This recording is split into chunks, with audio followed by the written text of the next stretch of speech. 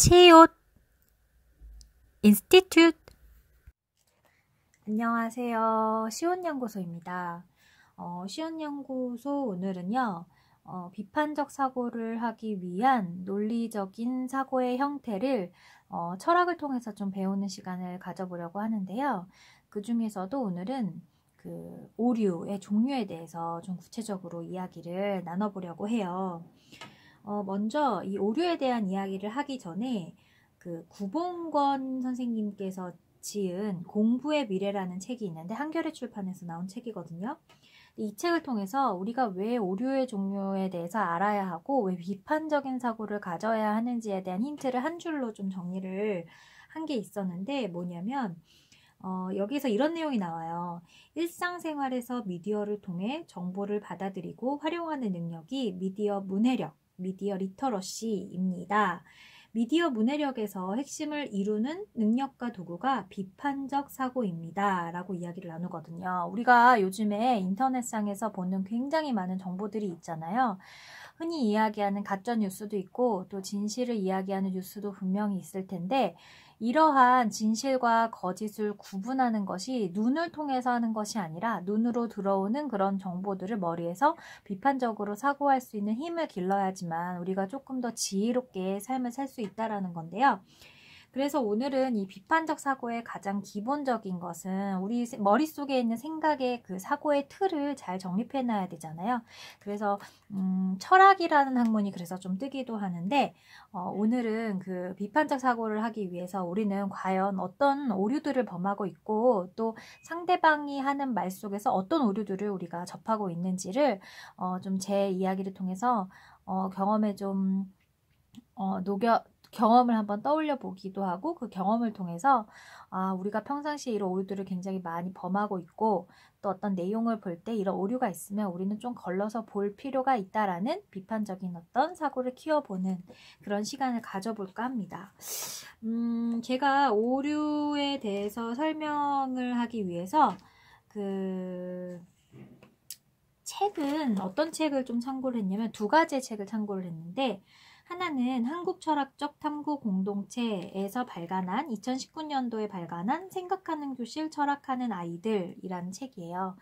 이 책은 한번 교사분들께서 좀 보시면 좋을 것 같고 그리고 하나는 굉장히 오래된 책인데 고맙다 논리야 라는 책이에요. 위기철 선생님께서 1993년도에 지은 고맙다 논리와 사계절이라는 출판사에서 내놓은 옛날 책 이렇게 두 개를 통해서 얘기를 해볼 건데 이론적인 것은 설명을 해드리고 거기에서 좀 도움받을 수 있는 이야기들을 이 고맙다 논리야 라는 책을 통해서 여러분들과 이야기 나눠볼까 합니다.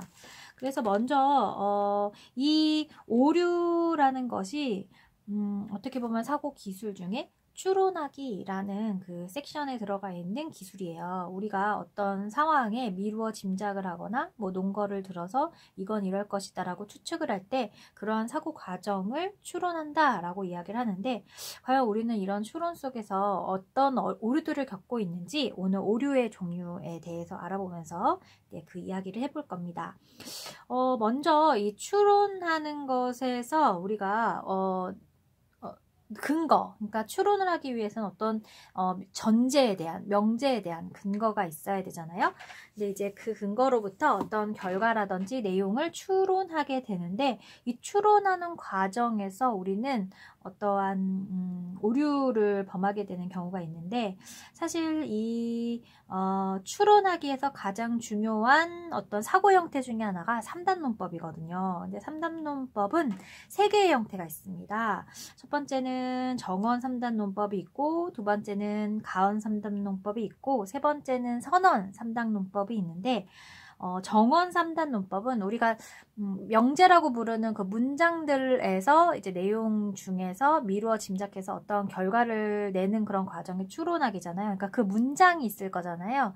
그 문장을 전제라고 하는데 이 전제이면서도 이 명제라고 부르는 이 하나의 문장은 물음표여서도 안 되고 명령문이어서도 안 되고 뭐뭐 하자라는 청유문인 형태도 안 됩니다. 하나의 그 단문이어야 되는데요. 그래서 너는 살아있니? 안 되고요. 우리 같이 해보자? 안 되고요. 너 이것 좀 해? 안 됩니다. 그래서 가장 흔하게 우리가 사용하는 말로 소크라테스는 사람이다. 이렇게 하나의 일반문으로, 평서문으로 이루어져 있어야 하거든요. 그래서 저 예전에 제가 올렸던 조금 어려웠던 어린이 논리학이라는 영상에서도 그 이야기를 여러분들께 드려본 적이 있어요. 그래서 다시 돌아와서 정언, 선언, 그리고 가언, 이렇게 세 개의 3단 논법에 대해서 간단하게 알아보면, 정언은 이렇게 일반문으로 이루어진 형태의 문장, 그러니까 뭐는 뭐다 라는 일반적인 이런 형태의 문장을 통해서 우리가 추론하는 그런 어떤 명제들의 의미를 하고 논법을 이야기하고, 그리고 가언 3단 논법은 만약에 뭐뭐라면 뭐뭐일 것이다 라는 문장을 가지고 그 내용 속에서 우리가 결과를 추론할 때는 가언 3단 논법이라는 말을 쓰고요.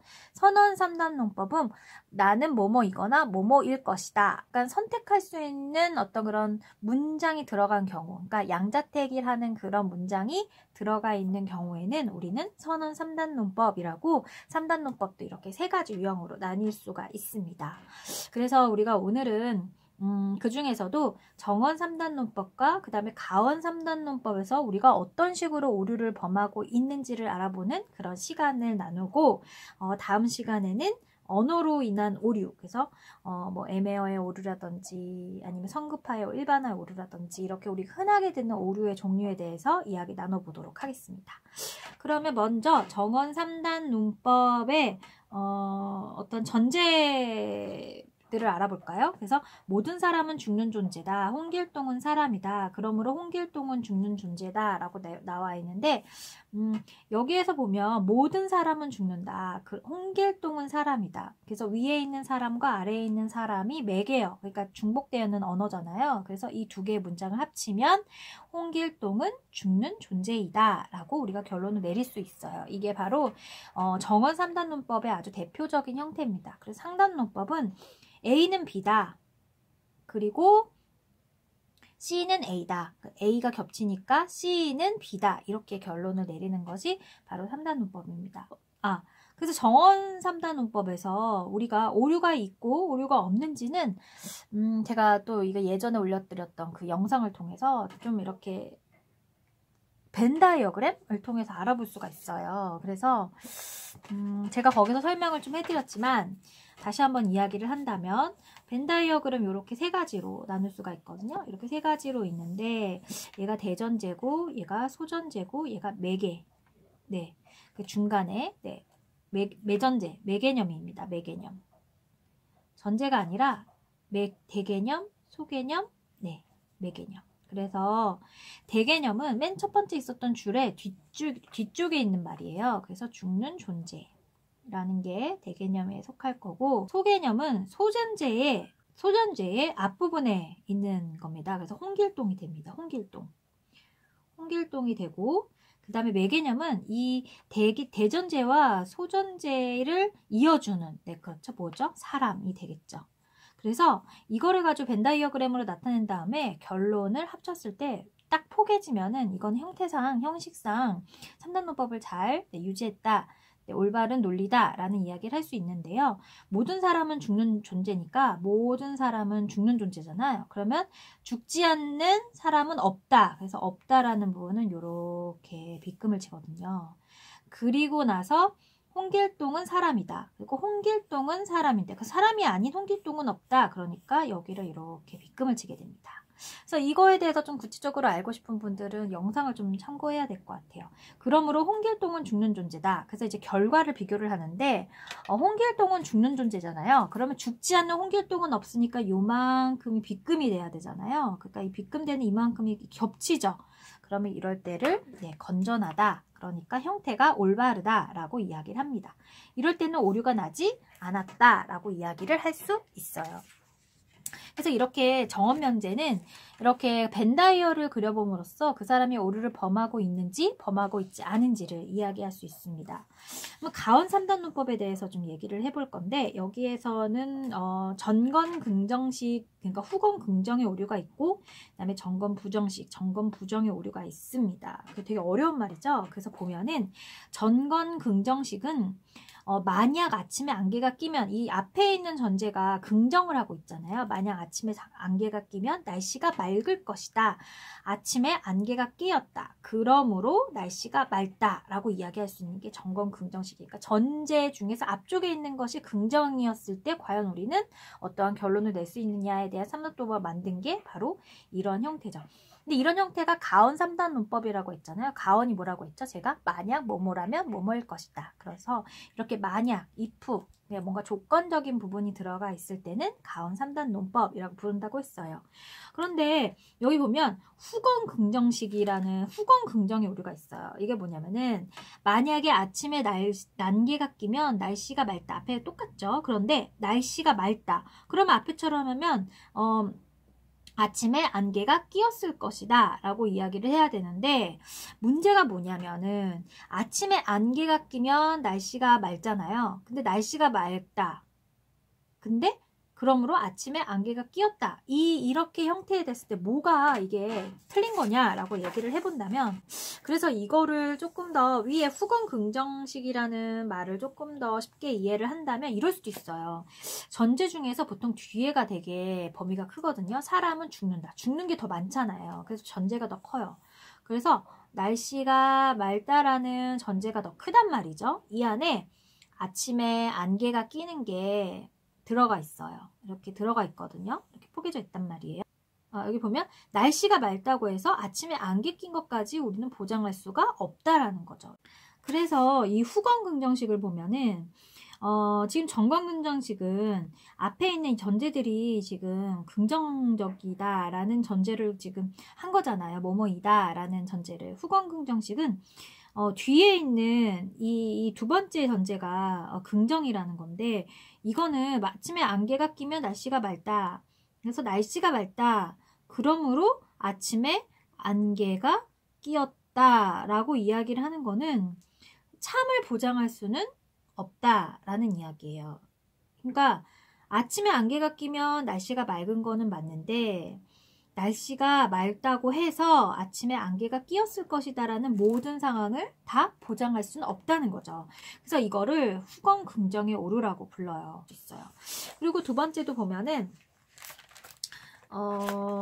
만약 아침에 안개가 끼면 날씨가 맑다잖아요. 이것도 역시 날씨가 맑은 것 중에서 안개가 낀 게 들어있는데 아침에 안개가 끼지 않았으니까 이 부분이잖아요. 날씨가 맑지 않았다라는 거는 아니죠. 그래서 이런 것들이 오류가 된다는 거예요. 그래서 이렇게 우리가 벤다이어그램을 그려보면서 이게 오류인지 아닌지를 구분할 수 있어요. 그래서 여기서 중요한 것은 전제 중에서 뒷부분이 있으면 그 부분이 조금 더 범위가 넓은 걸 의미한다라고 얘기했어요. 그럼 이거 뒤에 거 볼까요? 후건 부정식으로 지금 쓴 건데 만약 아침에 안개가 끼면 날씨가 맑다. 날씨가 맑지 않았다. 그러므로 아침에 안개가 끼지 않았다 라는 거다. 이거 볼까요? 여기 보면은 날씨가 이렇게 역시 맑은 게 날씨 맑음이 더 크죠? 범위가. 근데 여기에 안개가 낀 거가 있어요. 안개가 끼다. 네. 근데 날씨가 맑지 않았다라는 거죠. 그러니까 여기 전체를 본다면 여기 날씨가 맑지 않았다는 게 이 부분이잖아요. 그러므로 아침에 안개가 끼지 않았다. 안개가 끼는 게 이 안에 쏙 들어가 있으니 당연히 아침에 안개가 끼지 않았을 거예요. 그래서 오늘은 이렇게 벤다이어그램 그리고 또 이런 어떤 뭐라 그래야 되나요? 집합관계를 통해서 여러분들과 오류 3단 논법 오류를 찾는 방법에 대해서 알아봤습니다. 예전에 제가 올렸던 영상과 같이 보면 또 도움이 되실 것 같아요. 그래서 다음 시간에는 우리가 흔하게 겪는 말 속에서 그리고 주장 속에서 흔하게 겪는 오류에 대해서 알아보는 시간을 가져보도록 할게요. 그럼 여러분 모두 다음 시간까지 안녕.